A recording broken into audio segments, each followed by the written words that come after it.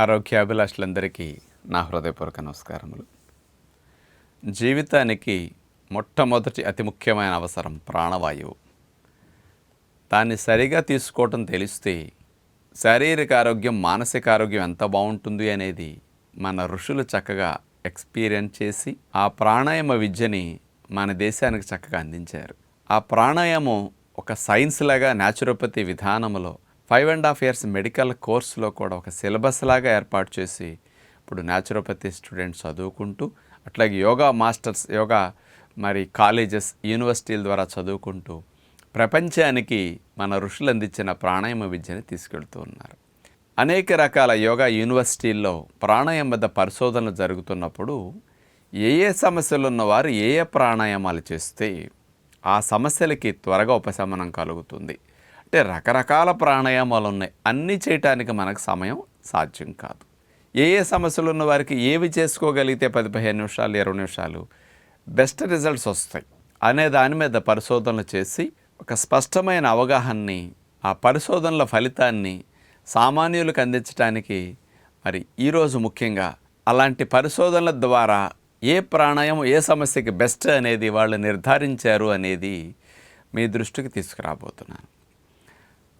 మనం ఏవో 2-3 రకాల 4 రకాల ప్రాణాయామాలు ప్రతిరోజు ఒక పావుగంట సేపు చేస్తాం.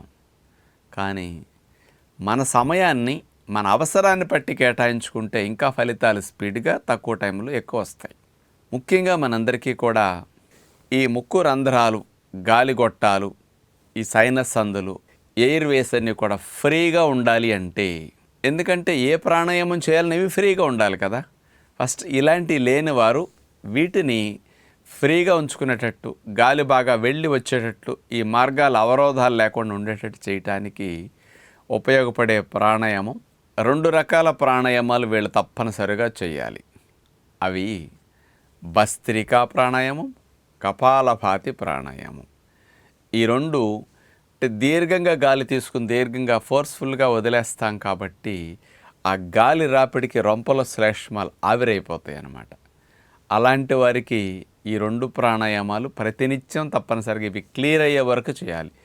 ఇవి క్లియర్గా ఉన్నప్పుడు ఇవి చేయకపోయినా ఇబ్బంది లేదు, లేనప్పుడు మాత్రం వీటిని నిత్యం అభ్యాసం చేసినప్పుడు మంచి ఫలితం ఈ సమస్యకి పొందగలుగుతారు.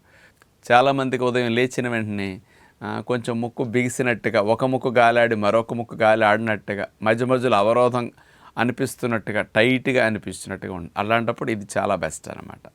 ఇక రెండవది, చాలామంది ఎక్కువగా నాకు వేడి చేసింది, బుర్ర వేడెక్కింది, స్ట్రెస్ యాంగ్జైటీ వల్ల, ప్రయాణం వల్ల వేడి చేసింది, ఆహారాలు ఇవే కొన్ని పడలేదు వేడి చేసింది, నాకు బాడీకి హాయిగా సెగల పొగలు వస్తున్నాయి, కాస్త కూల్గా ఉండాలి అనిపిస్తే ఏదో కూల్ డ్రింక్ కానీ ఇంకోటి ఏదో పదార్థాలు తింటారు. ప్రాణాయామం చేస్తే 5 నిమిషాల్లో రూపాయి ఖర్చు లేకుండా 10 నిమిషాల్లో మీకు కూలింగ్ వచ్చేస్తుంది బాడీకి.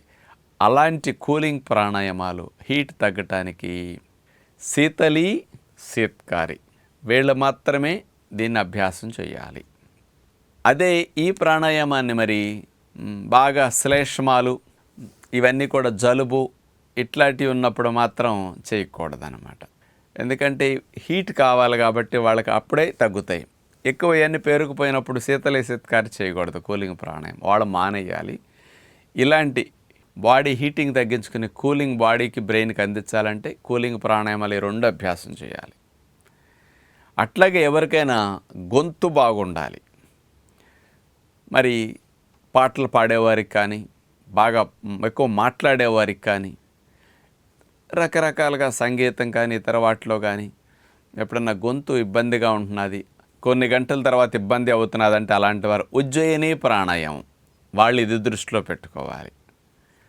ఇక మూడైని ఎక్కువ మందికి అవసరమైన నిద్రలేమి సమస్యను అధిగమించాలంటే చేయాల్సిన ప్రాణాయామం భ్రామరీ ప్రాణాయామం, చంద్రభేది ప్రాణాయామం. భ్రామరి అంటే తెలుసు కదా మనకి, చెవుల్లో వేళ్ళు పెట్టేసేసి మనం మూసేసేసి, ఈ వేళ్ళు కూడా పెట్టి ఇట్లా మూసేస్తాం, ఇట్లా మూసేసి కళ్ళు మూసుకుని నోరు మూసేసి తేనెటీగ వల్లే అని శ్వాస అంత అయ్యే వరకు చేస్తాం కదా, అది భ్రామరి. అలా చేస్తే నిద్ర పట్టిన వారికి మంచం మీద పడుకొని భ్రామరి ప్రాణాయామం చేస్తే నిద్ర వెంటనే పట్టడానికి, ఆలోచనలు తగ్గటానికి మంచిగా ఉపయోగపడుతుంది. చంద్రభేది ప్రాణాయామం అంటే చంద్రనాడి ద్వారా, అంటే ఎడముక్కు ద్వారానే గాలి తీసుకుని ఎడముక్కు ద్వారానే వదిలే ప్రాణాయామం. ఈ రెండు నిద్ర పట్టన వారికి మంచం మీద పడుకుని లేకపోతే కాసేపు నడుము స్ట్రైట్గా పెట్టి కూర్చొని చేయటం వాళ్ళకి చాలా మంచిదన్నమాట. చాలామందికి ఎక్కువగా స్ట్రెస్ అండ్ యాంగ్జైటీ అంటుంటారు కదా, దాన్ని తగ్గించుకోవాలన్నప్పుడు అనులోమ విలోమ ప్రాణాయామం అంటే కుడి ముక్కు ద్వారా గాలి తీసుకుని ఎడమ ద్వారా వదులుతాం, ఎడమ ద్వారా తీసుకుని కుడి ద్వారా వదులుతాం. ఈ ప్రాణాయామం చేయటం ద్వారా ఒక 10-15 నిమిషాలు చేస్తే చాలా బాగా స్ట్రెస్ అండ్ యాంగ్జైటీ లెవెల్స్ తగ్గుతాయి అన్నమాట. ఇదేం చేస్తుందో తెలుసా, మీ శరీరంలో హాని కలిగించే కార్టిజాల్ హార్మోన్ లెవెల్ని ఇది భలే తగ్గిస్తుంది. మరి సైంటిస్టులు యోగా మీద ప్రాణాయామం మీద పరిశోధనలు చేసి ఇలా బాగా తగ్గిస్తున్నదని రుజువు చేశారనమాట. అందుకని అనులోమ విలోమ స్ట్రెస్ తగ్గాల్సిన వాళ్ళు చేయాలి. దీంతోపాటు భ్రామరీ ప్రాణాయామం కూడా వీళ్ళకి బాగా హెల్ప్ చేస్తుంది. ఈ రెండు చేయటం ద్వారా స్ట్రెస్ అండ్ యాంగ్జైటీ తగ్గటం, అట్లాగే మెదడుకి ప్రేగులకి అవినాభావ సంబంధం ఉంటుంది. ప్రేగుల్లో ఉండే నరాల్ని సెకండ్ బ్రెయిన్ అంటారనమాట. ఆ నర్వ్స్ని కాస్త యాక్టివేట్ చేసి హెల్దీగా ఉండేటట్టు చేయటానికి ఈ అనులోమ విలోమ ప్రాణాయామం, భ్రామరీ ప్రాణాయామం బాగా ఉపయోగపడుతుంది. అందుకని బ్రెయిన్ గట్ యాక్సెస్ హెల్దీగా ఉంటుందన్నమాట. స్ట్రెస్ తగ్గాలంటే కూడా ఇది అవసరం, దానికి ఇది చాలా మంచిదన్నమాట. ఇంకొక ముఖ్యమైన సమస్య, చాలామందికి కొద్దిగా మనసు బాగోనప్పుడు, కోపావేశాలు వచ్చినప్పుడు, కొద్దిగా అరిచిన, కొద్దిగా డిస్టర్బ్ అయినప్పుడు బీపీ ఉన్నట్టు పెరిగిపోతుంది. బీపీ పెరిగినప్పుడు కొంచెం కంట్రోల్ తప్పుతాం. అట్లా బీపీ తగ్గాలనుకునేవారు, కొంతమందికి బీపీ ఎప్పుడు హై లెవెల్లో ఉంటుంది, కంట్రోల్ అవ్వదు. అలాంటి వారు ముఖ్యంగా సమవర్తి ప్రాణాయామం 1:1:1:1 ఈ ప్రాణాయామం చాలా బాగా బీపీ తగ్గించడానికి ఉపయోగం. 10 నిమిషాలకి మీరు బీపీ చూసుకోండి, ఎంత తగ్గిందనేది మీకు స్పష్టంగా తెలుస్తుంది అన్నమాట. దీంతోపాటు అనులోమ విలోమ ప్రాణాయామం కూడా బీపీ తగ్గాల్సిన వారికి చాలా చాలా మంచిది. ఈ బీపీ తగ్గాల్సిన వారు సూర్యనాడి ప్రాణాయామం మాత్రం చేయకూడదు. అచ్చంగా కుడి ముక్కు ద్వారానే గాలి పీల్చుకుని కుడి ముక్కు ద్వారా వదిలే ప్రాణాయామం వీళ్ళు చేయకూడదు. అట్లాంటి వారు మానేసేయాలన్నమాట. హెడేక్తో బాధపడేటప్పుడు ఇమీడియట్గా హెడేక్ తగ్గాలి అంటే భ్రామరీ ప్రాణాయామం. ఈ వేళ్ళు చెవుల్లో పెట్టి మూసేస్తాం, కళ్ళు మూసుకుని ఇట్లా పెట్టుకుని, ముక్కు రంధ్రాలు కూడా చేతి వేళ్లతో మనం ఇట్లా మూసేస్తాం కదా, మూసేసి అంటూ తేనెటీగ వలె శబ్దం చేస్తూ శ్వాస అయ్యే వరకు పలకాలి. ఇట్లా చేస్తే హెడేక్ బాగా తగ్గుతుంది ఈ భ్రామరీ ప్రాణాయామం వల్ల. ఏమి లేదు, మీరు వెంటనే పెయిన్ కిల్లర్ యూజ్ చేయకుండా కొంచెం ఆలోచనలు మారి స్ట్రెస్ యాంగ్జైటీ ఉన్నప్పుడు ఇలాంటి సందర్భాల్లో మీరు 5-10 నిమిషాలు ఎక్కడున్నా సరే భ్రామరీ అభ్యాసం చేయండి. ఇన్స్టెంట్ రిలీఫ్ ఇవ్వటానికి, ఆ నర్వ్ ఇరిటేషన్ తగ్గించడానికి, మజిల్ రిలాక్సేషన్ కలిగించడానికి ఇది బాగా పనికొస్తుంది అన్నమాట. మరి ఇలాంటి ప్రాణాయామాలు మీరు అభ్యాసం చేస్తూ కొన్ని సమస్యలు ఉన్నప్పుడు కొన్ని ప్రాణాయామాలు చేయకుండా మానేయటం మంచిది. ఇందాక కొన్నిటికి చెప్పాను కదా. చివరిగా మీరు పీరియడ్స్ టైంలో కపాలభాతి, భస్త్రికా ప్రాణాయామం ఈ రెండూ చేయకూడదు. ఎందుకంటే అసలే యూట్రస్ కూడా కాస్త స్ట్రెయిన్ అవుతూ పెయిన్ వస్తూ కాస్త ఆ భాగంలో నొప్పిగా ఉంటుంది కదా. ఇవి రెండు చేసేసరికి ఇంకా ఇరిటేషన్ ఎక్కువ అవుతుంది. అందుకని కాస్త బ్లీడింగ్ ఎక్కువ అవటానికి కూడా అవకాశాలు ఉంటాయి. అందుకని ఇలాంటివి పీరియడ్స్ టైంలో మానేయాలి.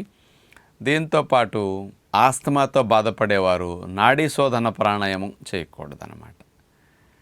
మరి ఇట్లాంటి ప్రికాషన్స్ కొన్ని తీసుకోవటం మంచిది.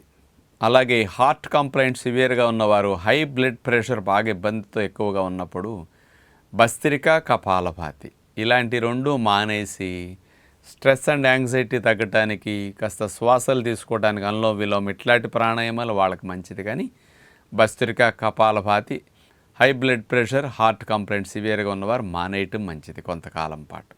మరి ఇలాంటివన్నీ ఎన్నో వేల మంది మీద బెంగళూరులో వివేకానంద యోగా యూనివర్సిటీ ఉంది కదా, మరి అలాంటి చోట కూడా ప్రాణాయామం మీద ఎంతోమంది మీద పరిశోధనలు చేసి ఇలాంటివి చేస్తే బాగుంటుందని అక్కడ చెప్తారు. అక్కడ మాస్టర్ డిగ్రీ చేసేవారు కానీ యోగాలో డిప్లొమాలు, పీజీ డిప్లొమాలు రకరకాలుగా ఉంటాయి కదా, వాళ్ళందరికీ ఇలాంటి ట్రైనింగ్ ఇస్తుంటారు. సామాన్యులు కూడా మీలాంటి వారికి ఇట్లాంటివి తెలిసినాయి అనుకోండి, మీ అవసరాన్ని బట్టి మీరు దేన్ని ఉపయోగించుకుంటే మంచిదని ఈ విజ్ఞానాన్ని అందించాం. అందుకని ప్రతిరోజు మీరు వాకింగ్ చేసేటప్పుడు కూడా కాస్త శ్వాసలు దీర్ఘంగా తీసుకుని దీర్ఘంగా వదిలే ప్రాణాయామలాగా అట్లా చేస్తూ చేయండి. 2-in-1 లాగా బెనిఫిట్ వస్తుంది. ఎక్సర్సైజులు, వామప్స్ లాంటివి చేశాక 10 నిమిషాలు, పావుగంట ప్రాణాయామం చేస్తే మీ మైండ్ ఎంత ఫ్రెష్గా, యాక్టివ్గా, ఎంత బలంగా ఉంటుందో చూసుకోండి. ఎందుకంటే ఏదైనా నీరైనా ఆహారమైన గాలి తర్వాతే మన బలం, మన ఆయుష్, మన ఎనర్జీ, మన ఎఫిషియన్సీ ఇవన్నీ శ్వాస. అందుకని శ్వాసను సరిగా తీసుకోవడం తెలిస్తే జీవితం చాలా బాగుంటుంది. ఆ శ్వాసను సరిగా పంపించే ఏర్పాటే ప్రాణాయామం. శ్వాసక్రియ సవ్యంగా జరిగే మార్గమే ప్రాణాయామం. అంచేత మనందరం సుఖశాంతులతో ఆయురారోగ్యాలతో ఆనందంగా బ్రతకాలంటే శ్వాసను సవ్యంగా తీసుకునే ఇలాంటి ప్రక్రియలను అభ్యాసం చేయటం మంచిదని విజ్ఞప్తి చేస్తూ, పిల్లలకు కూడా ఇలాంటి చిన్నప్పటి నుంచి ఒక హ్యాబిట్లా చేస్తే మంచిదని పేరెంట్స్ కూడా విజ్ఞప్తి చేస్తూ నమస్కారం.